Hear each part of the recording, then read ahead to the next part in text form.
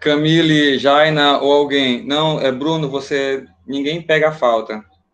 Não por não assistir aqui, você pega a falta por não responder a atividade, tá ligado? Então, eu já falei e repito, fiquem à vontade para me deixar falando sozinho, porque é assim que eu gravo, geralmente, as minhas aulas. Camille e Jaina, ou alguém que está aí, vocês estão conseguindo ver o slide com o nome Direitos, Cidadanias e Movimentos Sociais, sim ou não? Obrigado. Então vamos lá, já está gravando. Bom dia, boa tarde, boa noite, meus amados. Que maravilha estar com vocês. Eu sempre feliz em ter meus alunos maravilhosos juntos. Lógico, está gravando e eu estou só demonstrando o que eu sou em sala de aula, sempre disposto, sempre feliz com vocês. Oh, então vamos lá, continuando. Bom, vamos falar hoje sobre direitos, cidadanias e movimentos sociais. Nós começamos com uma música, quem chegou um pouco mais cedo, ou no horário, na verdade, nós começamos com uma música de engenheiros do Havaí, chamada o quê? É verdade, Malu. Chamada Ninguém é Igual a Ninguém. Foco no detalhe aí da música. A música no refrão fala, todos iguais, tão desiguais. Uns mais iguais que os outros. O que quer dizer? Qual é a provocação do autor? Olha, o Humberto Geisler, Humberto Geis, né? O Geis, mas é um Geisler.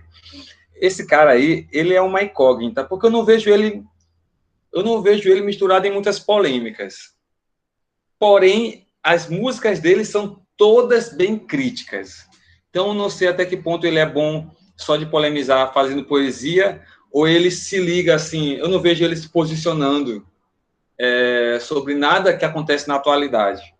Mas eu não posso negar que se ele for bolsominion, vou te dizer, ele é um mago, um mestre, porque que capacidade que ele tem de fazer brincadeiras com as palavras de forma crítica.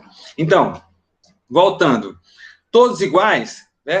Verdade. Geralmente a gente vincula assim, olha, você é igual a mim, o professor é igual ao aluno e tal, a gente quer tratar de forma igual, aí a gente usa esse argumento, somos todos iguais. Porém, você não pode negar que ao mesmo tempo que somos todos iguais, nós somos uns um pouco mais iguais do que outros. Em outras palavras, uns merecem um pouquinho mais do que outros. Estão ligados? Então, perceba como isso está acontecendo no nosso contexto. Você tem todos os direitos que outros, porém você não pode acessar alguns lugares por vários motivos, por motivos financeiros, por motivos de status. Tem aquilo que é clássico, né, quando a gente assiste séries norte-americanas ou filmes que tem baladas, bailes, festas só para um tipo de pessoa, só para uma galera, e assim vai. Nós vamos trabalhar um pouco sobre isso e vocês podem ficar à vontade para me cortar ou colocar aí no chat, tá? Mizanete, alguém conhece? É de boa índole?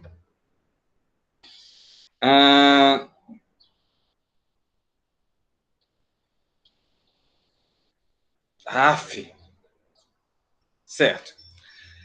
Pessoal, vocês se lembrem aí de filme como 300, de filmes como Troia ou de livros que leram a respeito disso.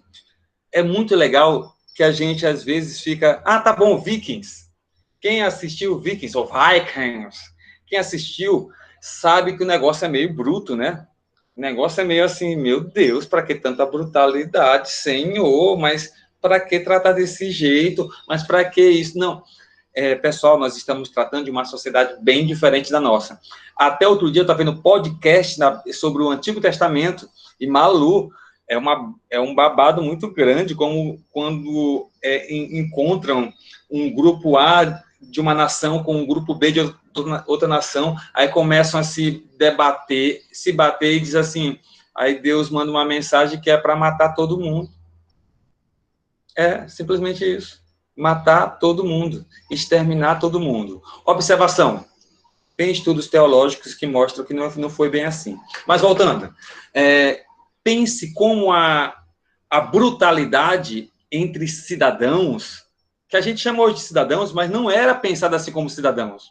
É interessante, Malu, que tu, naquele contexto, se tu era hebreia, se tu era do povo hebreu, tu entendia as regras para a tua sociedade, aqui tem regras, só que tu não passava essas regras para outra sociedade.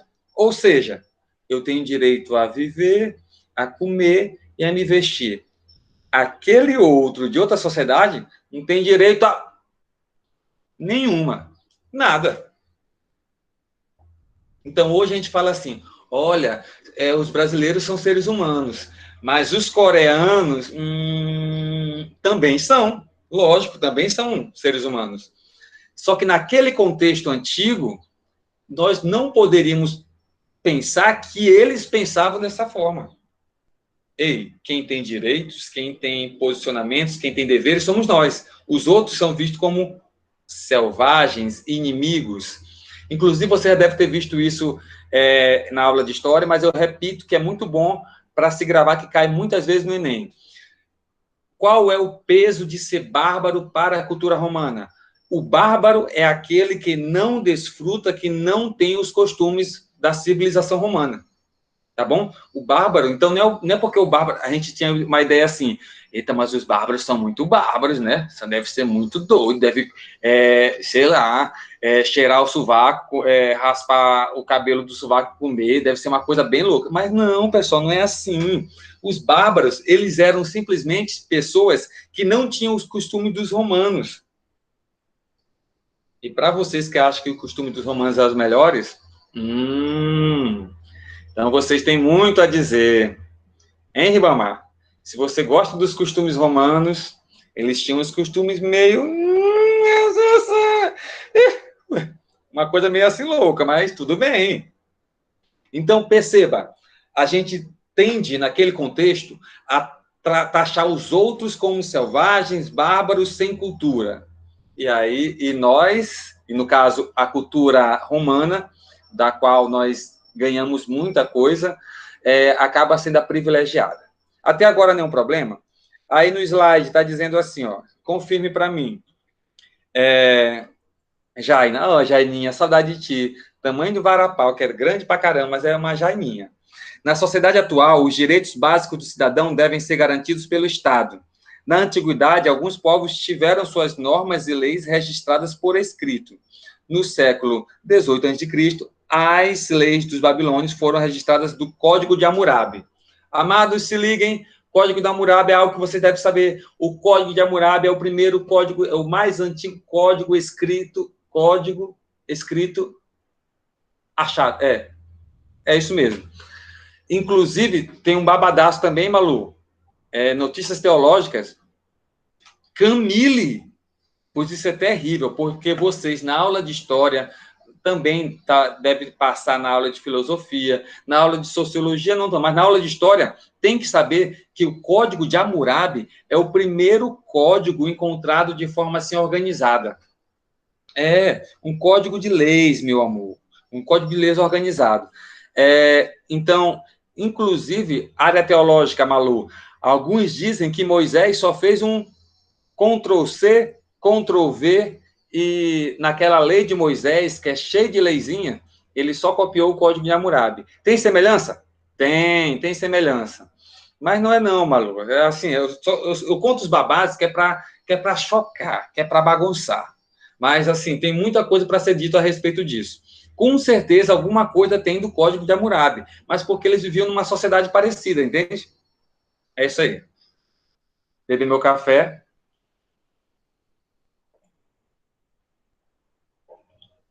Meu Deus, minha água tá terrível. Então, se liga. 18 a.C. Pessoal, é muito tempo. É muito tempo a ser. É muito tempo a ser. Então, no século 6 a.C., as leis de Clístenes definiram as instituições da democracia ateniense. Timóteo quer dizer que só nesses períodos tiveram leis? Não, amados. Mas esses foram períodos importantes para chocar, para delinear, para direcionar a importância do Estado para a definição de leis. A importância do Estado para a definição de leis. Certo? Então, perceba.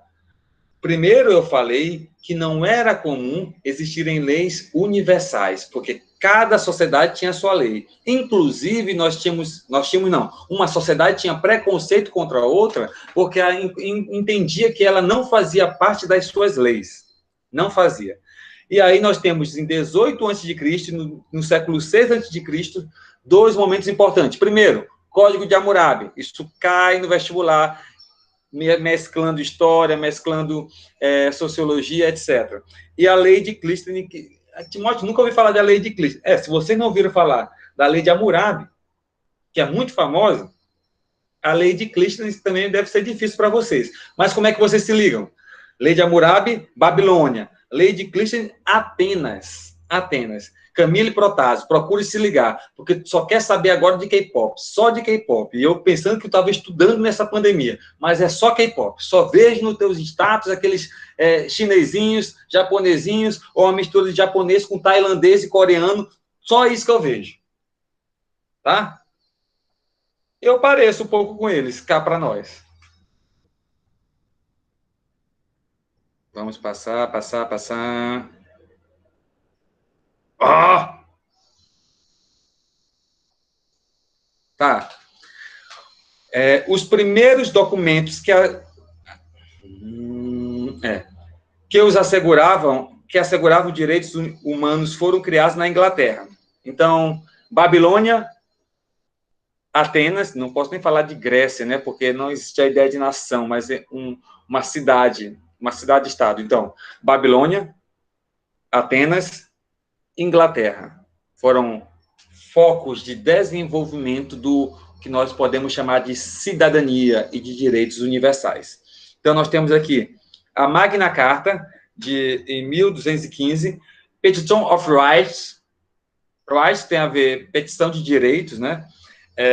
1628, Bill of Rights. Essa lei aqui, amados, Camille, eu indico, já que tu gosta de pesquisar também, pesquise um pouquinho sobre ela. Nós temos muito sobre isto em vários filmes que vocês deveriam assistir ou já assistiram. Timóteo, mas para quê? É porque a história norte-americana, em muitos vestibulares, é desenvolvida, é cobrada. Desculpa, a história inglesa tem relação direta com a gente.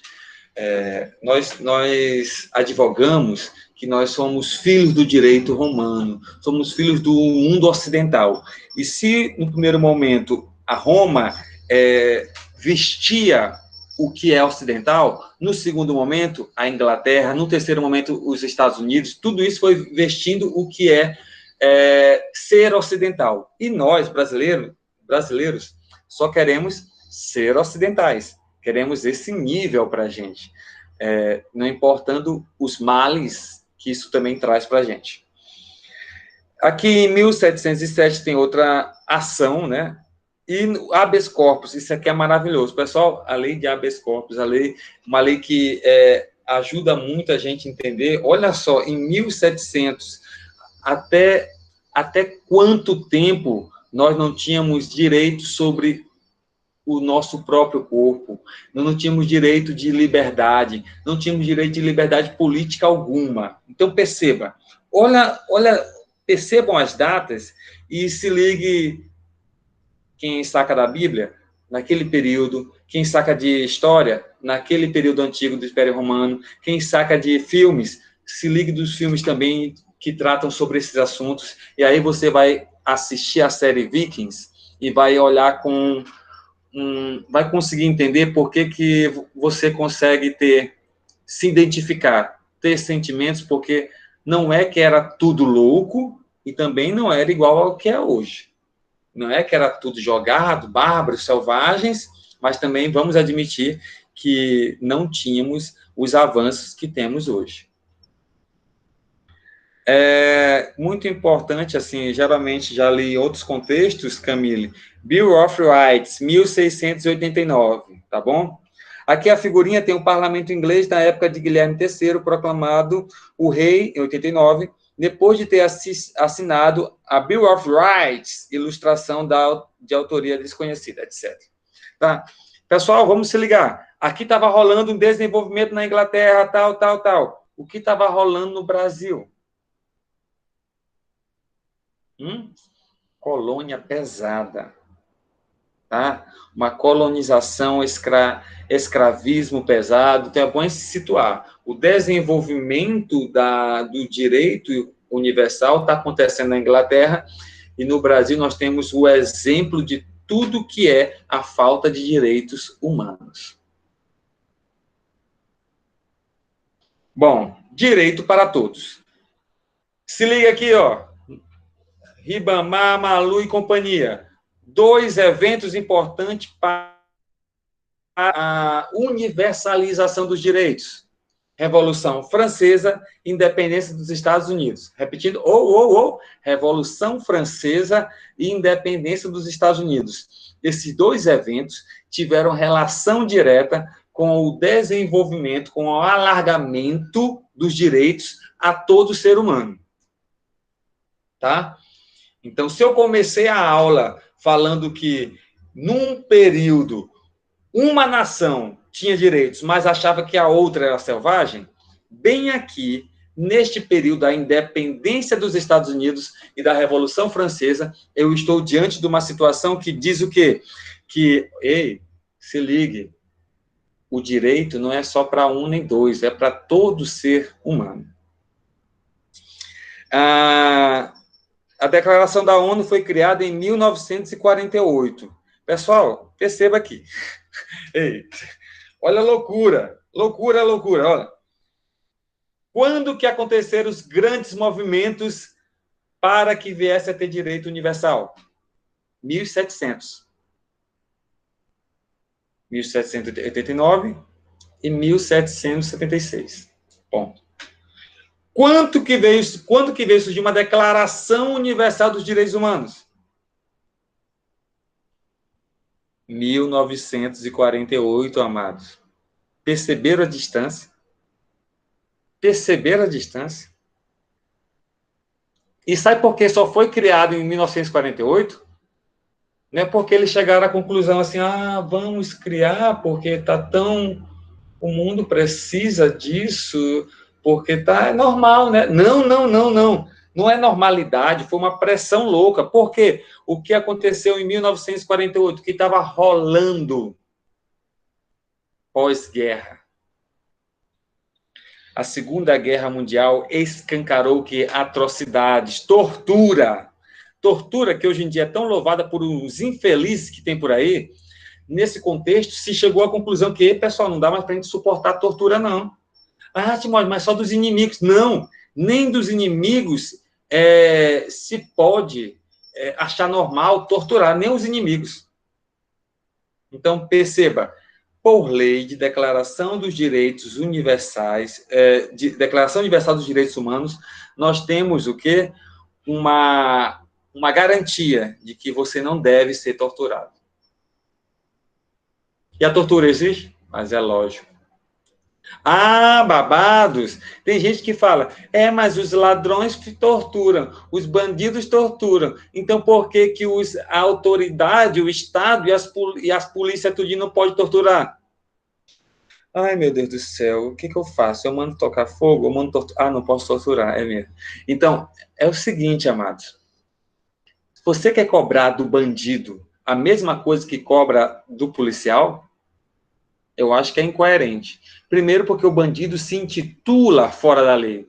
Ele é conscientemente fora da lei. Ele não tem dívida nenhuma na consciência dele para com a lei. Ele está indo contra a lei. Das pessoas que são representantes da lei, o político, o policial, o Estado de forma geral, a gente tem que cobrar o quê? Está de acordo com a lei. Então, cuidado com esses argumentos vazios. Os vazios argumentos que acabam apontando para quê? Acabam apontando para a ideia de que se o bandido pode torturar, a polícia também pode. Não, não. Inclusive, foi muito triste o que aconteceu em Rosário recentemente, porque vocês devem ter visto aquele vídeo que aconteceu pela madrugada, tal, da agressão desmedida, uma agressão gratuita a alguns indivíduos que estavam indo contra a lei, mas estavam diante de pessoas que eram autoridades e deviam agir conforme a lei. Deviam agir conforme a lei. Então, perceba, quando é que surgiu a Declaração Universal dos Direitos Humanos? Timóteo, eu preciso decorar a data. Ah, Malu, pois depois, observação, Malu, pois depois procura aí, babadaço. Mas aí a polícia já pediu perdão e tal. Mas vamos lá, voltando aqui. Você precisa decorar datas? Decorar não, mas ter noção sim. Se você é aquele cara sem noção para datas, você vai penar no Enem. Você precisa ter uma mínima noção de datas. Então, se liga assim, ONU pós Segunda Guerra. Ah, Timóteo, não sei quando foi a Segunda Guerra. Então morra. Não, não, morra não. Estude. Estude que você vai chegar lá. Olha, a Segunda Guerra foi de 39 a 45. Então, a declaração foi pós-Segunda Guerra, tá bom? Todos nascem iguais, mas nem tanto. O slide agora tem esse título, tá? Vamos confirmando aí. Para o inglês Thomas Hobbes, os seres humanos são naturalmente iguais e lutam um contra os outros pela defesa de interesses individuais. Amados, vocês conhecem esse cidadão? Já leram sobre ele? Ele tem uma frase muito famosa: o homem é o lobo do próprio homem. Lembram? Vocês tiveram aula comigo sobre isso. Em algum ano, não sei. Não sei, realmente. Eu não sei nem se vocês tiveram, mas como você não pode negar agora, então tá tudo lindo. Sabe como é que deram o nome para... Não vou falar isso não. Então, todos os homens são naturalmente iguais e lutam para obter seus interesses individuais. Então, o problema do homem é que cada um tem o mesmo direito. Então, todo homem podia matar o outro para desfrutar do seu direito. Esse é um problema que Thomas Hobbes apresenta e quer resolução disso também. Hobbes acreditava que, para evitar a autodestruição, todos os membros da sociedade deveriam renunciar à liberdade e dar ao Estado o direito de agir em seu nome e coibir todos os excessos. Jaina, é o seguinte, vou dar um exemplo com a Jaina aqui. Jaina, segundo Hobbes, tu tem todo o direito de matar a Camille. Naturalmente, tu é livre, tu tem um direito total. Mas tem outra coisa. A Camille também tem todo o direito de matar a Jaime. Porque ela tem um direito total sobre os interesses dela. Só que qual é o problema? Hobbes chega à conclusão que todo mundo tem direito de querer tudo. Então, ele defende que todo mundo devia fazer o seguinte, já que a Jaime e a Camille sabem que uma pode matar a outra, e isso vai dar problema numa sociedade, que tal a Jaina e a Camille darem poder ao Ribamar para que ele governe os interesses de Jaina e Camille? Porque aí não fica nem o direito de Jaina e nem o direito de Camille. Fica o direito de alguém que estará acima delas. O que é isso, amados? O nome disso é monarquia. Justamente, mas seria, Pablo, a ideia do rei. O rei é isso, o rei é um ser que está acima dos outros. E é como se eu, que vivesse numa monarquia, tivesse decidido, Pablo, colocar o rei acima das minhas vontades. É por isso que tinha umas coisas loucas, por isso que o rei poderia ter, se o Pablo fosse casar, o rei tinha direito à primeira noite com a mulher do Pablo.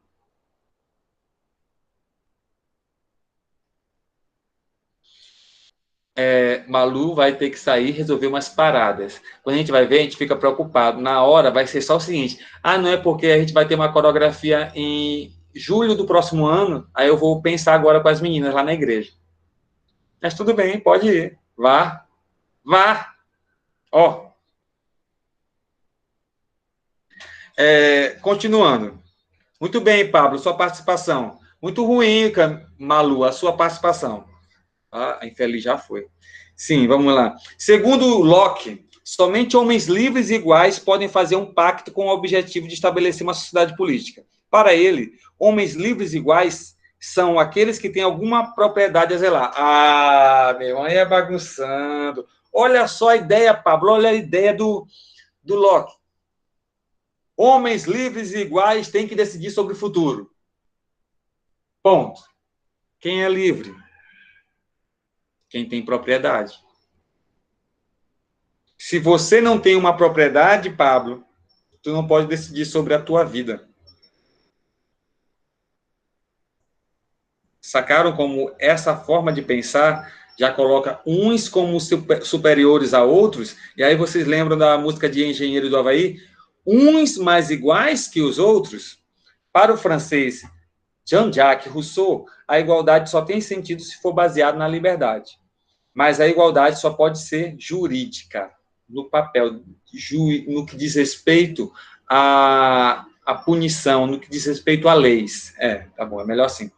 No que diz respeito a leis. Não, Camila, essa aula é zerada. Essa aula você pode utilizar algum conhecimento porque tá seguindo o caminho, né? Mas essa aula é só uma continuação, tá? Se servir para você responder, que bom. No final do século XVIII e no século XIX, a igualdade é uma palavra bonita, propalada. Ao invés de falar propagada, que todo mundo conhece, você a partir de agora falar: mamãe, quero lhe propalar algo. Bonito, bonito, chique. A igualdade propalada por muitos era uma grave ameaça aos privilégios sociais da burguesia e da aristocracia, que se mantinham no poder. Como a sociedade capitalista funciona e se desenvolve movida pela desigualdade, a liberdade foi apregoada com o maior valor, deixando-se a igualdade de lado. Pessoal, olha o babado, isso aqui tem a ver com o Pablo. O Pablo é todo... Ele é branco, louro e de classe média alta, então já sabe qual é o lado dele, né? Vamos lá. Igualdade e liberdade.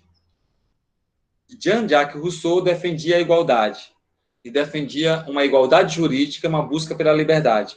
Só que aí a igualdade ela promove ameaça, viu? Igualdade promove ameaça, porque quando eu olho o Pablo rico com um Camaro, com um casarão e eu digo assim, ixi, eu sou igual a ele.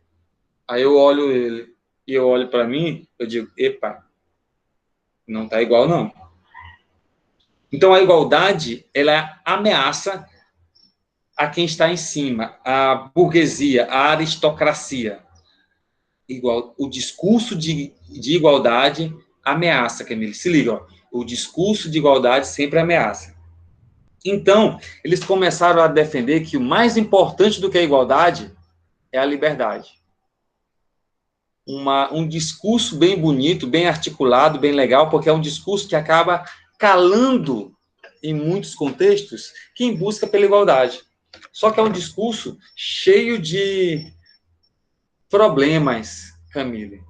Quando eu digo que eu tenho liberdade para botar um som na minha casa, e o meu vizinho também tem liberdade para colocar um som na casa dele. Só que ele é mais rico do que eu, ele tem uma caixa de som mais potente que a minha, então ele ganha nesse negócio de liberdade.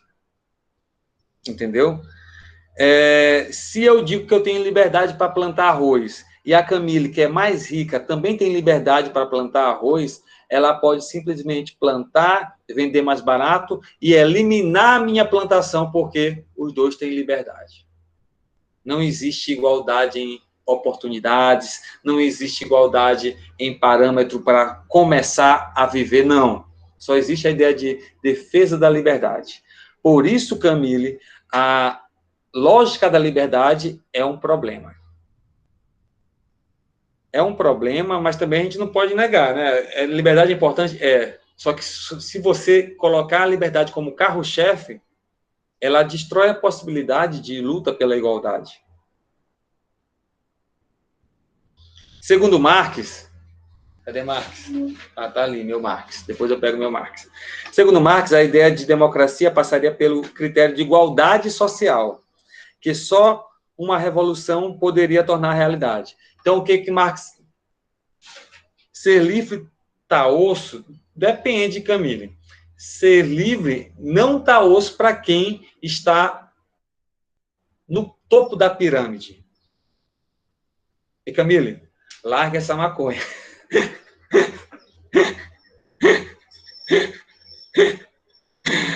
Ah, justamente. Justamente. Então, a liberdade Professor, é que tá, Camille. isso daí me lembra o sistema liberalista, Curso assim, ó, onde Camille, as grandes é capaz. empresas Você vai engoliam chegar as lá. pequenas. Use da tua liberdade para vencer na vida.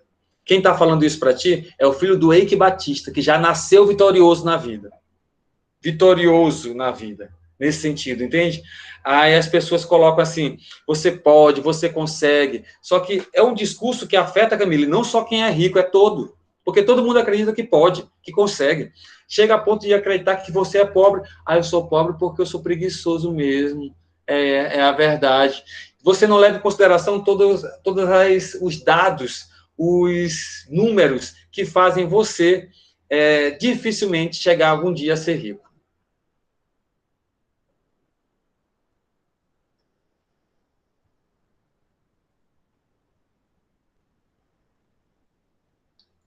Como assim a voz de um por cima do outro? Me explica aí alguém, por favor.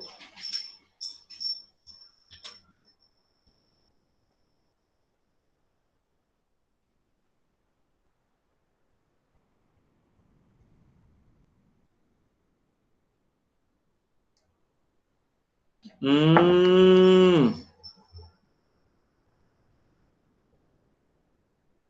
Ixi, pessoal, foi mal, sabe? Pablo.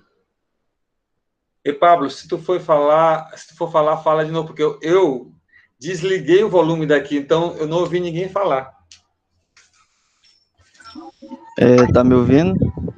Agora sim. Eu só ia comentar que isso me lembra o liberalismo, onde, tipo, era organização social e política e econômica, era tudo liberal, e aí uma grande empresa engolia a outra menor, e ela continuava no topo sempre. Muito bem, mas o liberalismo, Pablo, ele se alimenta do discurso de prioridade da liberdade sobre a igualdade. Repetindo, o liberalismo se alimenta do discurso de prioridade da liberdade sobre a igualdade. Então, liberalismo, liberdade. O socialismo, ele tem como mote a igualdade social. Entende? Eu não estou falando que nem se o liberalismo conseguiu fazer o que ele quis, nem se o socialismo conseguiu fazer o que ele quis. Eu estou falando que cada um tem como palavra-chave liberalismo, liberdade, socialismo, igualdade. Entendeu? Camille realmente não podia falar, mas é porque eu não sei nem se o Pablo assinou, infeliz, e já até participou. Eu vou fazer ele assinar o papel para ele poder gravar essa aula. Pablo, olha, faça que nem o Pablo. Pablo é um exemplo. Mesmo bêbado, acabado, vocês viram aí, mesmo bêbado participando da aula. É assim mesmo, amado. É assim mesmo. Então, participem, não importa o estado que vocês estejam. Porque se tem professor por aí que está dando aula todo também brisado, não olhem para não olhem para mim, que não tem a ver comigo. Pode ser por chat também, Bruno. E se você não está disposto nunca a assinar essa folha, fale só por chat, tá bom? E desculpe, Pablo, porque eu não... Agora que eu aumentei o volume. Vamos continuar. Durkheim, então, para resolver, sabe o que precisa? Um pouquinho de sangue. Revolução. Revolução. Quando ele fala de sangue, da cor vermelha, é justamente porque a cor vermelha remete à ideia de igualdade. Todos são iguais a partir do sangue vermelho. E também a ideia de que, para tirar quem está no poder, Sim, sim, Bruno, está falando dos contratualistas. Rousseau, os mais famosos. Rousseau, Hobbes e Locke. Rousseau geralmente vinculado a socialistas, a um discurso mais socialista. Não que ele era socialista, viu? Locke é muito vinculado a liberalismo, porque ele defendia que liberdade é para quem merece, para quem tem dinheiro. Entende? Pode botar observações aí que eu já leio. Ah, tá. Para Marx, revolução. Para Durkheim, Durkheim era todo paz e amor. Olha, chave para uma questão sobre Durkheim no Enem. Harmonia. Durkheim, ele defende a harmonia entre os órgãos. Então, para ele, a ideia de cidadania está vinculada à questão de coesão social. Harmonia, coesão. Pessoal, harmonia e coesão tem tudo a ver. Coesão, uma sociedade coesa, uma sociedade harmônica, tá? Ao participar da solidariedade social, levando em conta as leis e a moral vigente da sociedade, o indivíduo desenvolve plenamente sua cidadania. Então, qual a diferença? Para Marx, eu preciso de uma revolução para chegar a uma igualdade social. Para Durkheim, eu não preciso de uma revolução. Por isso que Durkheim é amado pelos menos radicais. Ele acredita que a coisa se resolve ajeitando as instituições. Ajeitando as instituições. Pois é, Camille, mas esse é o discurso de Durkheim e é um discurso muito comum entre nós mesmo. Direitos civis, políticos e sociais. Vamos estar quase concluindo. Eu sei que vocês não querem que conclua. Eu estou ajeitando minha roupa porque mandaram para mim, o Ribamar mandou um nudes aqui para mim, dizendo que eu estava muito sensual com essa roupa. Mas vou parar. Vamos organizar aqui.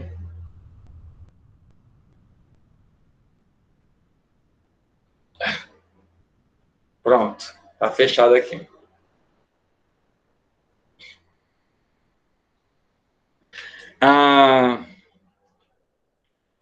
Década de 60, o sociólogo Marshall analisou a relação entre cidadania e direitos no contexto da história. Olha os direitos aí, amados. Direitos civis, políticos e sociais. Tem a ver com uma dúvida que Camille mandou para mim por WhatsApp. Direitos civis, políticos e sociais. Vamos tentar entender qual a mínima diferença entre os três. Com a formulação dos direitos civis, é direito de ser cidadão, só de ser cidadão. Nos séculos 17 e 18, procurava-se garantir a liberdade religiosa e de pensamento, o direito de ir e vir, o direito à propriedade, a liberdade contratual e a justiça. No entanto, a cidadania era restrita, pois esses direitos não se estendiam a todos. Então, liberdade civil a todos que merecem. Presta atenção. Liberdade civil a todos que merecem. Não é todos, mas é todos.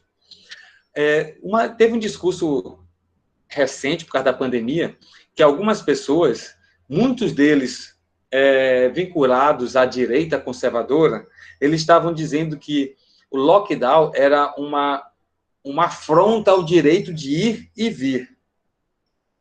Quer dizer, o Estado não poderia interferir nunca no direito de ir e vir do cidadão, porque isso é um direito civil. É um direito civil? Mas todo direito, um exemplo, nas guerras se suprimem muitos direitos, e a pandemia era um contexto que não é de guerra contra uma outra nação, mas é uma de guerra biológica, guerra em prol da saúde, entende? Guerra biológica pode dar uma outra outra conotação. Então, guerra em prol da saúde. Então, começou um discurso de, não pode, porque é meu direito de ir e vir. Amados, de forma geral mesmo, ninguém tem direito completo de ir e vir. Justamente, já, né? É isso que eles... ninguém tem direito completo de ir e vir, ainda mais a gente da classe baixa.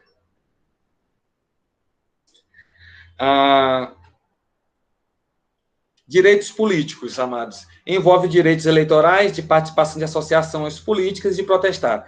Geralmente, a gente pensa em direitos políticos como direito de votar e ser votado. Ponto. Votar e ser votado. Mas não. É direito de se reunir para pensar, para discutir, para criticar. Vocês sabiam que recentemente saiu uma lista chamada Lista dos Detratores do Governo? Vocês sabiam que isso não é uma prática comum de governo algum fazer escancaradamente? Vamos lá, voltando à questão que o Pablo colocou aqui. Mas a Constituição não nos garante isso? Garante, Pablo, garante em situações normais. Mas, por exemplo, Pablo, em estado de sítio, em estados de calamidade, em estados em situações em que o Estado averigue cientificamente e verifique a necessidade de que todo mundo ficar em suas casas, por exemplo, o Estado pode tomar medidas para além, porque na própria Constituição existe espaço para isso. Então, escancarando o que o Pablo perguntou. Na Constituição tem o direito de ir e vir do cidadão garantido? Tem. Mas na própria Constituição tem dizendo que, em determinados contextos, esse direito de ir e vir pode ser suprimido para o bem maior da sociedade. Entendeu? Isso aí, geralmente, o exemplo maior que eu te dou, Pablo, é o exemplo da guerra. No exemplo da guerra, a sociedade toda muda. A gente não sabe porque a gente não está acostumado com isso. Mas quem é de país como Inglaterra e Estados Unidos recebe como herança esse conhecimento. A gente não. Mas nem sempre, Pablo, você, numa sociedade democrática, vai ter o direito de ir e vir. Depende do contexto. Entendeu? Nesse caso da pandemia, você, com o direito de ir e vir, em certo momento, estava agredindo a sociedade. Agredindo a sociedade. Então, Pablo, existe espaço para a discussão que o Pablo levantou, porque é garantido, mas, ao mesmo tempo, a Constituição garante que pode chegar momentos em que não vai ser garantido isso por algum período de tempo. Entendestes? Então, o direito político não é só votar e ser votado, é reunir. Aí, os detratores. Pessoal, essa prática não é comum. Por mais que você ache normal um governo gastar o teu dinheiro monitorando inimigos políticos, sabe que essa prática não é comum. Timóteo, mas são inimigos, inimiga do mal. Pessoal, adversários sempre existiu na política, sempre. Quando o PT estava no poder, tinha outros que eram inimigos. Quando o PSL, agora tá, olha, não tem nem partido, né? Tem nem partido. Tem adversário, sempre vai ter. Sempre vai ter. Então, esse caso que aconteceu é um caso bem diferenciado e devia servir para vocês que são críticos perceberem assim, epa, isso não está no rumo certo. Não está no rumo certo. Até porque o Estado tem... É como se essa lista de detratores, é como se eu, professor, que tenho um certo poder hierárquico sobre vocês, se eu decidisse marcar alguns dos alunos, marcar para vigiar e qualquer atitude deles ser alvo de análise diferenciada da minha parte. Eu não posso agir assim. Eu não devo agir assim. E ainda mais gastar o tempo que era para dar aula para vocês para agir dessa forma. O governo está fazendo isso, gastando dinheiro em prol de uma listagem e de um monitoramento que é totalmente antidemocrático.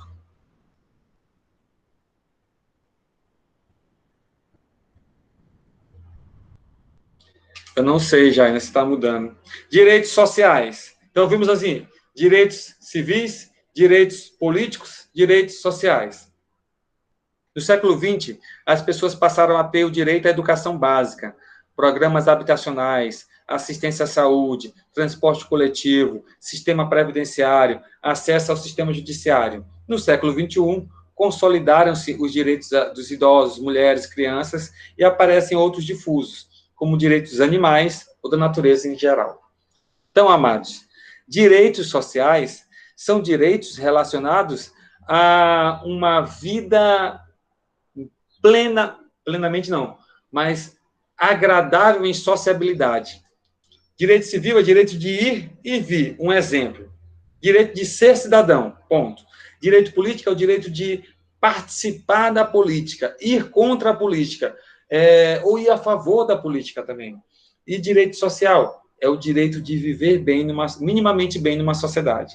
Então, direito à aposentadoria, direito à saúde, o SUS, por isso que a gente briga pelo SUS. O pessoal vai falar mal, mas numa sociedade como a nossa, você mesmo que está me olhando aí, você mesmo, não teria condições de pagar uma pequena cirurgia. Ainda mais se pensarmos que não temos um bom saneamento básico, tal, então nós precisamos de muito mais ajuda financeira do Estado para tratar de nossa saúde. Então, perceba que foi só no século XX e XXI. Direitos civis, políticos e sociais estão assentados no princípio da igualdade, mas não podem ser considerados universais, pois são vistos de modo diferente em cada Estado e em cada época. Cabe lembrar que há uma diversidade de sociedades nas quais os valores, os costumes e as regras sociais são distintos daquelas que predominam no Ocidente.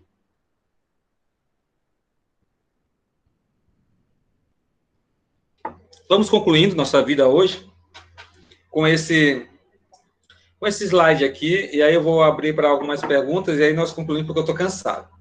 Cansei. É verdade, acontece. Cidadania hoje.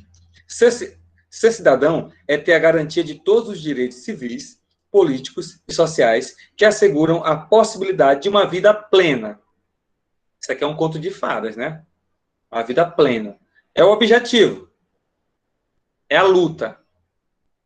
A cidadania é construída em um processo de organização, participação e intervenção social de indivíduos ou de grupos sociais.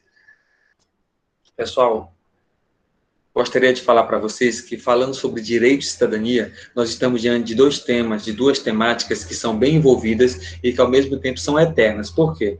Nós vimos que existem brigas constantes para a melhoria dos direitos, brigas constantes para mudanças na sociedade. E essas mudanças não param. Até outro dia, os animais não tinham direito. Você podia fazer o que quisesse com o animal e não seria punido. Hoje já existe direito dos animais. Olha um exemplo aqui, eu acabei de ver, estava assim, ESPN, e aquele à toa do Jorge Jesus, esse mesmo, ele falou sobre o caso de racismo ontem na partida do PSG. Aí ele falou assim, resumindo, porque está vivendo uma moda do racismo. Moda do racismo? Essa moda está aí há bastante tempo, né? Essa moda não é de hoje, não. Está há muito tempo essa moda. O que mudou é porque hoje em dia as pessoas estão divulgando mais, estão se levantando mais, estão saindo das suas tocas, estão enfrentando os predadores. Então, é importante que a gente saiba que esse tema, direito e cidadania, é um tema que vocês viram que se desenvolve na história e continua se desenvolvendo. Vocês têm direitos, vocês têm que continuar lutando por direitos para os seus filhos, para os seus netos, etc. Eu sei que grande parte está só preocupada em viver a sua vida, porém, não há motivo, não há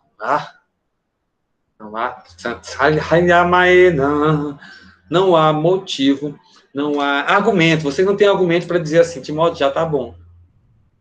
Já está bom de direito, já está bom. Não. Bom, essa é a nossa aula de hoje. A aula vai acabar agora porque, quando eu estou em sala de aula, eu brinco mais, eu chamo a atenção de vocês, ouço vocês mais, e aí nossa aula acaba mais tarde, né? Demora, o tempo passa mais rápido. Aqui não, aqui eu falo muito, tá bom? Eu não entendi o que o Bruno colocou, mas deve ser, com certeza, como eu te amo, meu querido professor. Como eu te amo. É. Obrigado, Bruno, pela sugestão.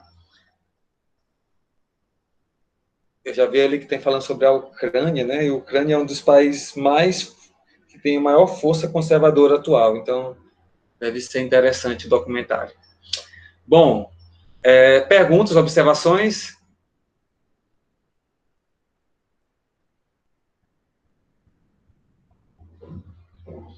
Se não tem perguntas... Ah, Camille, pode fazer então.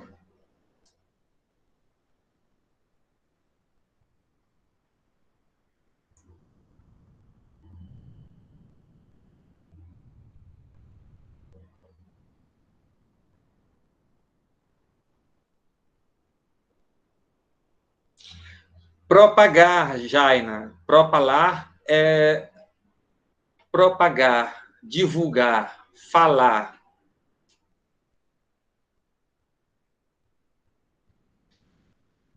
Olha, só para dar uma observação aqui, antes de responder a Camille, esse capítulo só falta a gente discutir o que é cidadania formal e cidadania real.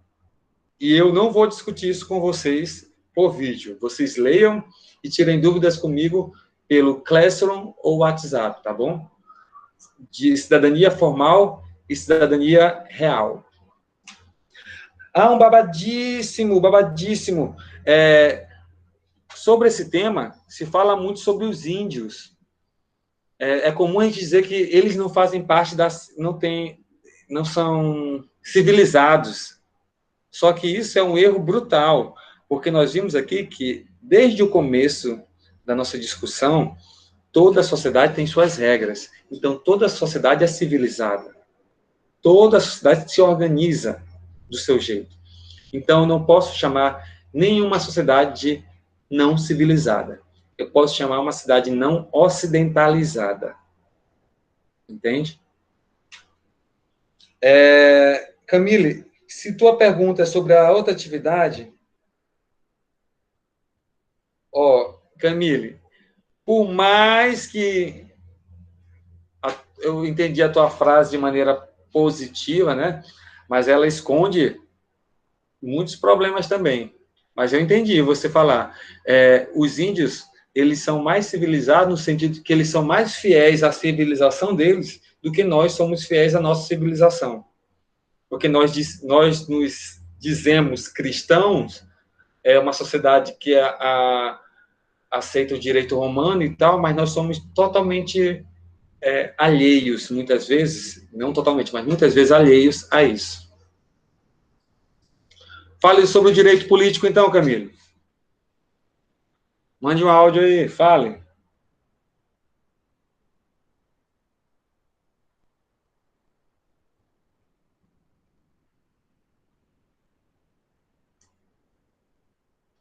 Direito político. O direito político é o direito na participação das decisões políticas do Estado. Por exemplo, quando tem um conselho na tua cidade, um conselho de saúde, que vai decidir sobre o que vai acontecer no teu bairro, na tua cidade, que deve ter algum bairro a xixá, né? Mas vamos lá. Se vocês estiverem discutindo algo sobre isso, sobre as melhorias das ruas, esse direito de se reunir para discutir, Camille, é um direito político. Se você não concordou que o prefeito fez uma praça em tal lugar, o direito para se reunir, para ir contra, para votar, para fazer manifestação, é um direito político. Se a Camille quiser ser eleita vereadora, o direito dela concorrer é um direito político. Se a Camille quiser montar um partido, o direito da Camille montar um partido é um direito político. Percebe como são vários direitos políticos, mas todos eles têm a ver com participação no poder. reivindicação do cidadão de participação vamos pensar de modo administrativo, no gerenciamento da cidade, no gerenciamento do seu lugar. Entendeu? É o direito político, é um tipo de reivindicação do cidadão para participar das decisões sobre a sua própria vida.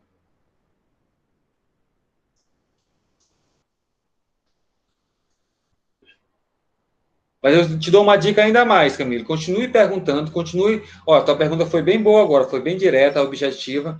Mas fala o seguinte: pesquise e volte a falar comigo, tá bom? Bom, no mais, Camilo, uma outra pergunta, eu só não quero que fique muito tempo no vazio, porque já é chato falar sozinho. Ficar no vazio aqui sem ninguém é pior. Mais alguém? Mais alguém? 5, 4, 3, 2, 1. Não, Camilo, quando tu for perguntar assim, tu tem que me lembrar qual a atividade, com detalhes, porque no caso da atividade não tinha direito, eu não sei do que tu está falando. Entendeu?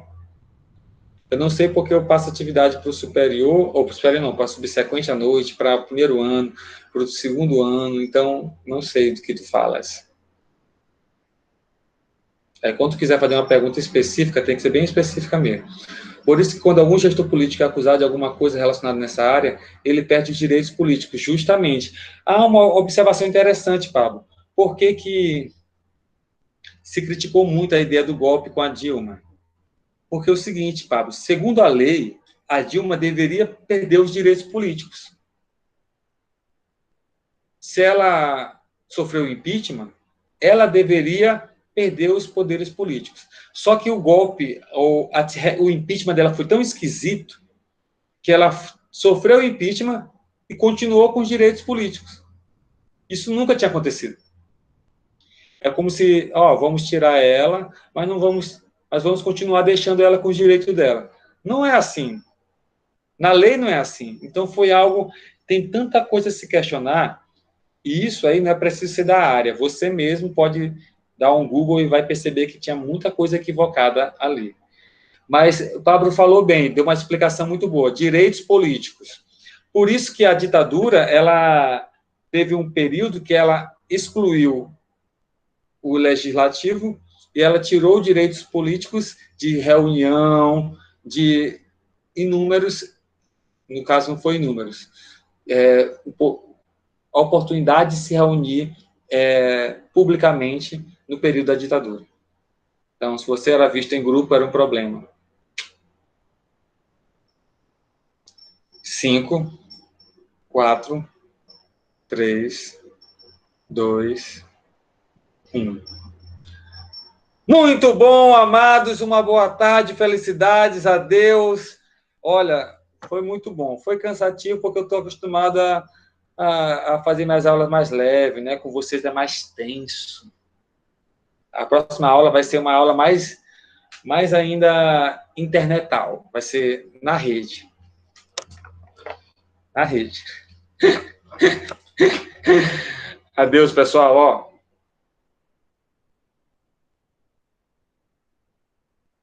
Interromper gravação.